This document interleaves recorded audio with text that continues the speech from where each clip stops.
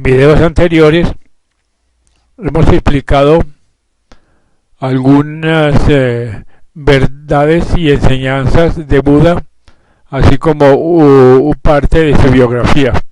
En este vamos a seguir comentando algunas enseñanzas que dio el Buda en la India. Y para el efecto, bueno, vamos a seguir rigiendo por un libro de la filósofa inglesa Anna Besant, llamado Los 7 grandes religiones.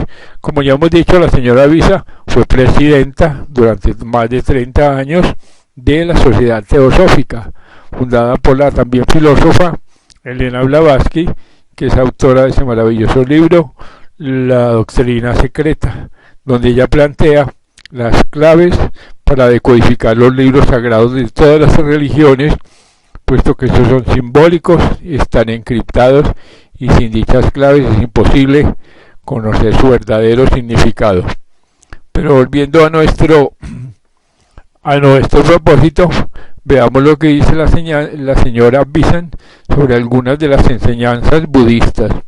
Dice así: la opinión de Buda sobre la escasa valía de los llamados poderes taumatúrgicos nos la da en alguno de sus sutras al poner en labios del maestro que por la práctica de samadhi, prescindiendo de bodhi, esto es, por los siddhis, que son los poderes o facultades psíquicas, más bien que por el jnana, que son la sabiduría, adquieren los hombres la facultad de volar por el espacio y llegar a varios grados de conocimiento sublime, pero por no alcanzar la sabiduría se hallan todavía sujetos a la rueda de la reencarnación.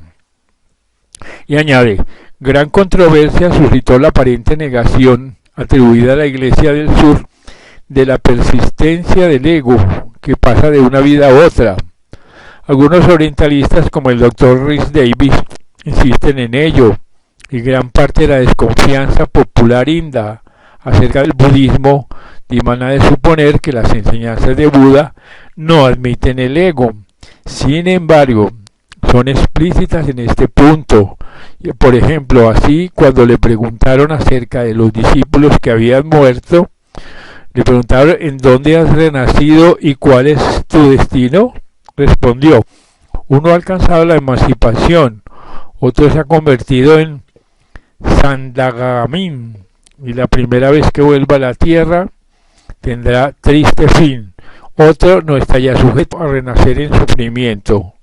Así que con esto afirmaba Buda claramente la persistencia de la individualidad. Según él, un discípulo puede decir de sí mismo: el infierno no existe, ni tampoco el renacimiento en animal o fantasma en algún lugar de desdicha. Estoy convertido, ya no puedo renacer en estado de sufrimiento y estoy seguro de mi salvación final. También dijo que los que morían mientras que con corazón creyente viajaban en semejante peregrinación renacerán después de la muerte, cuando el cuerpo esté disuelto en los reinos dichosos del cielo. Hemos citado ya la doctrina del yo, según el Vinaya, y a propósito decía Buda: pues el yo es el señor del yo, el yo es refugio del yo, y esta máxima no tendría significación si no existiera el yo. Así que en una palabra, toda su doctrina se desvanecería, falta de lógica, si prescindimos de la enseñanza fundamental del ego persistente, que sucesivamente se reencarna y se identifica con el yo al alcanzar la emancipación. Es la doctrina hinduista sobre la que Buda basó sus enseñanzas, y en la Iglesia del Norte permaneció inalterada la doctrina del hombre verdadero sin posición. La escuela Lin Si enseña: en el cuerpo que siente y adquiere conocimiento, y piensa y actúa, compárese la declaración respecto de ello en el Vinaya, está el hombre verdadero sin posición, claramente visible, sin que lo oculte ni la más delgada película. ¿Por qué lo reconocéis? El poder invisible de la mente penetra en todas partes. Este es Buda, el Buda en nosotros. Consideremos ahora la enseñanza budista del sendero, como consecuencia de la continuidad de la vida. El sendero tiene en el budismo las mismas etapas enumeradas por Sri Sankaracharya, tanto acerca del sendero probatorio como del sendero propiamente dicho. Buda exige a sus discípulos, en la primera etapa, la mente abierta, idéntica al discernimiento entre lo real y lo ilusorio. La segunda etapa concierne a la acción, estimula la renunciación del fruto, siendo idéntica al vairagya. La tercera etapa son las 6 cualidades de la mente, las mismas de la doctrina hinduista. La cuarta, el vehemente deseo de liberación. La quinta, es decir, la etapa predisponente a la iniciación. Y después de la iniciación viene el sendero propiamente dicho, a que alude la cita siguiente. Dijo Buda: el arhat, el alumno, puede aprender aire, cambiar su apariencia, fijar los años de su vida, estremecer el cielo y la tierra. Los grados anteriores a este estado son el anagamín, quien al término de su vida asciende en forma espiritual a los 19 cielos y completa su destino en uno de ellos, convirtiéndose en arhat. Después viene otro grado, el sakradagamin, en el que al cabo de un nacimiento y una muerte el hombre se convierte en rahat. Esto es por haberse apartado completamente de la pasión y del deseo, son como cortadas y muertas ramas de un árbol. Así enseñaba pues a sus discípulos, según atestiguan las escrituras, contra las erróneas interpretaciones de quienes, materializados en sus propios pensamientos, desconocen las verdades del mundo invisible. El arhatado era el último grado anterior a la liberación y conciencia nirvánica. La enseñanza de Buda acerca del nirvana es quizá la más explícita de todas, por estar expuesta positiva en vez de negativamente como de costumbre. Después de decir que el bhikkhu, o sea el alumno, ha de reconcentrar en sí mismo sus facultades mentales, lo mismo que la tortuga se recoge en la concha, habla así del nirvana. Alumnos: el increado, el invisible, el no hecho, el inconcebible, el elementario, el no producido, existe igualmente que el creado, el visible, el hecho, el concebible, el compuesto, el producido, y hay una relación constante entre ambos. Si el bhikkhu increado, invisible, no hecho, inconcebible, elementario, no producido, es no entidad, el resultado de la conexión de la causa con el efecto, con lo creado, lo visible, lo hecho, lo compuesto, lo concebible, no sería pues emancipación final. Dice: la inestabilidad de lo creado y lo demás, el gran tormento de la sujeción a la vejez, a la muerte y a la ignorancia, es lo que procede del cuerpo. Todo ello perece, el no hallar goce en ello es el rasgo característico de la emancipación final. Entonces no habrá dudas ni escrúpulos, se agotará la fuente de sufrimientos y reinará la paz del Sankara. Este es el principal bienaventuranza de los que han llegado al final, la paz perfecta, insuperable, la destrucción de las cualidades características, la perfección de la pureza perfecta, el aniquilamiento de la muerte. Como decía Cristo, el único enemigo a vencer es la muerte. Así describe Buda el estado en que siempre se hallaba, ya en el cuerpo o fuera de él. Sin embargo, a quienes, en vez de creer que el nirvana es la aniquilación de la muerte, creen que es el aniquilamiento de la vida. No conozco escritura alguna que tan claramente exponga el concepto del nirvana. Es existencia y no aniquilación. Es realidad, no ilusión. Es permanencia, no inestabilidad. Así que nirvana significa literalmente ida, es decir, la ida de las cosas inestables que desaparecen cuando el hombre alcanza la emancipación final. Durante 45 años anduvo enseñando el señor Buda por la India del Norte, hasta que, concluida la obra, llegó el momento de desprenderse de su cuerpo.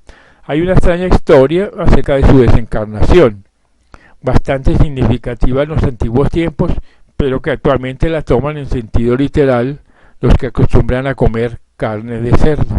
Cuéntase que un herrero llamado Chunda, poco después de haber anunciado Buda su próxima partida, le presentó la comida, compuesta de carne seca de cerdo, arroz y pasteles. El Señor ordenó a Chunda que le sirviese solamente la carne de cerdo, dejando el arroz y los pasteles para los discípulos, con encargo de enterrar después las sobras de la carne del cerdo. El motivo de ello nos lo explica el mismo Buda cuando dice al herrero que le había servido la comida: no veo a nadie, oh Chunda, en la tierra ni en el cielo de Mara, ni en el cielo de Brahma, nadie entre las semanas y brahmanes, entre los dioses y los hombres, que pueda asimilarse este alimento una vez comido, excepto el Tathagata, el más iluminado. Seguramente que estas palabras bastan para demostrar que la carne de cerdo no era manjar alguno de los que se pueden digerir sin dificultad. Después de comer predicó, y a poco se sintió enfermo y con grandes dolores, que sufrió tranquilamente y luego, reponiéndose, prosiguió su camino.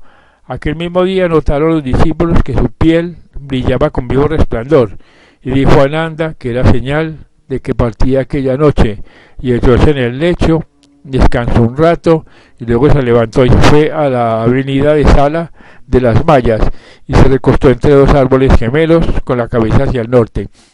Los árboles le cubrieron con su follaje y cayeron flores del cielo, y se oyó celeste música en homenaje del moribundo señor, quien dirigiéndose a Ananda le dijo que si bien merecía tal homenaje, era sin embargo más valioso el homenaje que le tributaba el hombre puro y noble que obedecía a su ley.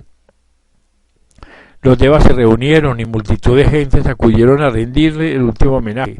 Buda hizo su último arhat al mendicante Sabada.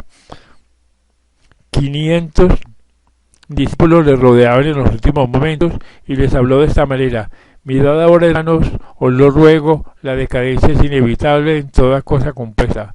Sed diligentes en vuestra salvación. Luego permaneció silencioso, se sumergió en meditación profunda y no volvió en sí. Dispusieron su cuerpo para la cremación con la pompa de vida y un rey de reyes, colocándolos sobre una pila de maderas aromáticas. No quedó ceniza, pero sí los huesos, que como sagradas reliquias se distribuyeron en 8 porciones. Cada una de las cuales se guardó bajo un tupa, poniendo otra tupa sobre la urna cineraria y otro sobre las brasas de la pila. Hacia el misma noble vida terrena que recuerde nuestra humanidad, la del primero que en este globo alcanzó el estado de Buda. Cruzar las manos y posternados reverentemente. Difícil, muy difícil es hallar un Buda en ciertas edades.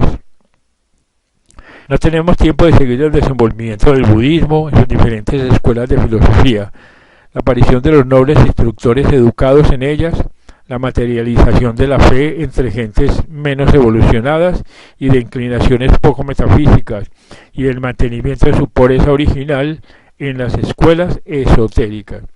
Basten los dichos de Buda para corroborar la identidad de enseñanzas del hinduismo y el budismo y justificar la concordia entre dos creencias propias del pueblo y glorias de la raza india.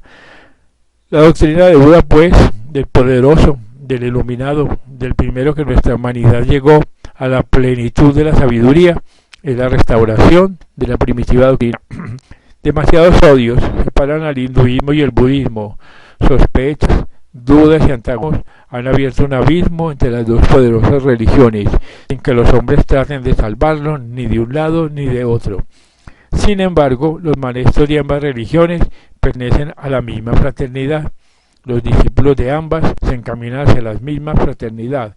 No hay diferencia alguna entre el maestro hinduista y el maestro budista, pues uno y otro enseñan las mismas verdades esenciales y recorrieron el sendero común de las dos religiones. Así que Buda nació en tierra india, habló en lengua india, recordó la más noble moral de las escuelas indias y reconoció los dioses indos.